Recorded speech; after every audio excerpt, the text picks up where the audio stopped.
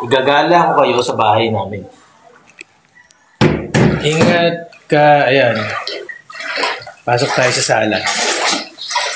Chang, makikita mo yung sala namin. Talaga lang, ito yung rep namin. Oh, ayan. Oh, nakataas yung rep. Can't you see we have a resort? That's a resort. Ito yung wheelchair ni Ama. Tinaas namin. Si Ama nasa taas. Kasi ito yung kwarto niya. Ayan, oh.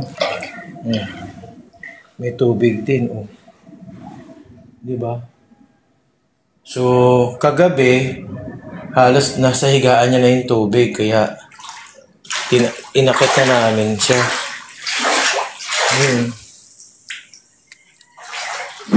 Resort inside, not outside. But also there's a resort outside. You want to see it? You need to see it to believe it. We have a beach. Let's go to the beach, beach. O, diba? O, ito. Here's the beach and the doggies. See?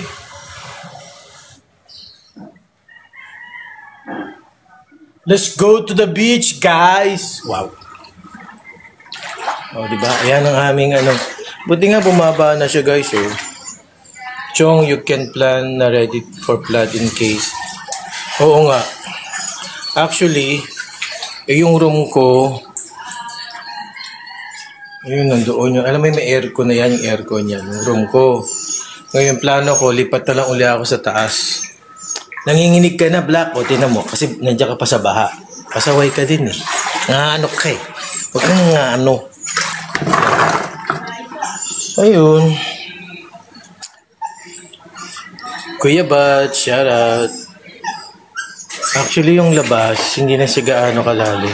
Kasi medyo mababa itong bahay namin, yung floor ng bahay. Pero baha din dun sa labas. Hulaan mo kung ano niluluto ko. Something slimy. Slimy. Hindi ano, madali ang luto lang yung ay kawawa naman yung parol. Nag-swimming na rin yung parol namin. Oh. Nag-swimming siya. Ano ka? Nag-iinit? Gusto mag-swimming? And now, pinatawag ko kayong lahat para tulungan kaming maglimas. Diba? Maglimas naman tayo. Maglimasan tayo, wag tayo maglamasan. Diba? Sabi nga nila, if you can't beat them, swim them. O, diba? Sanay na po kami dito, guys. Every time na bumabagyo, bumabaha, ganito talaga nangyari sa bahay namin, ganyan. Mas malalim pa yan yung the last time. Umabot hanggang dito sa dibdib namin. Okay naman, Kuya Ba, salamat sa pagbisita, sa pagsilip. Kayo, hopefully, hindi kayo binaha dyan sa inyo, guys, ha. Nahirap talaga. Pero no choice. This is a nature's way of revenge because the people is so bad. No, I'm bad. You know it. Hindi po, sa Cavite po ito, Toffee. Sa Kawit, Cavite. Ayun. So yun. Good vibes pa rin, di ba? Dapat ganun. Ang maka-stress, bahalang yan. No? God is good all the time. Ang mahalaga, safe kaming lahat. Diba? Hindi naman ganun katindi yung baha. Yes, we can do it. Sa Bicol din, sa Bicol, may mga kamag-anak ako doon. Hindi rin yung baha doon. Guys, bigyan nyo nga ako ng advice. Paano ba ilalabas yung sama ng loob in times like this? Oo, maano naman kami sa mga outlet. Mataas yung outlet namin since kasi nasanay na kami na binabaha. Ito yung ganito nakataas yung outlet namin. Ayan o, ayan yung outlet namin. Dati yan, nandito. Ngayon, tinaas na namin. Ayan, dyan na siya nataas. Tapos, eto ako. Pati ba naman yung mukhang haunted house na family picture? Pinakita pa. Grabe naman yan. Pero for sure to mamaya, siguro mga bandang hapon, mababaw na to. So magkakaroon kami ng labanan, ng limasan. Dahil ang maiiwan nito ay mga putik-putik. Ayan. Ito yung kwarto ko. Yung timing kwarto ko, mababa na eh, oh. Oh, yun, oh.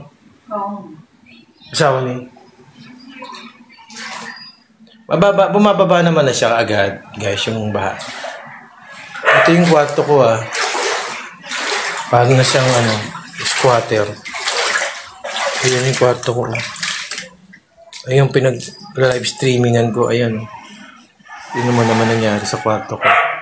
Parang, anong tawag doon? Evacuation center. Kawawa naman yung kwarto ko. Ayan, oh. Evacuation center na talaga siya. But anyway, laban lang tayo, guys. Positive lang tayo. Huwag tayong panghinaan ng loob.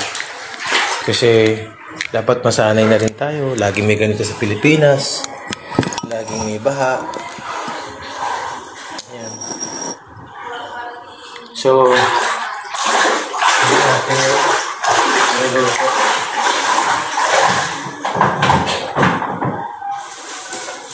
ayan. Yung niluluto ko, guys. Yung niluluto ko, sasamahan ko ito. Ayan. Alam niyo ba ito kung ano? Miswa. Miswa ng buhay mo. Ayan. Actually, kulang pa ako sa tulog talaga. Ang tulog ko lang yata, 2 hours.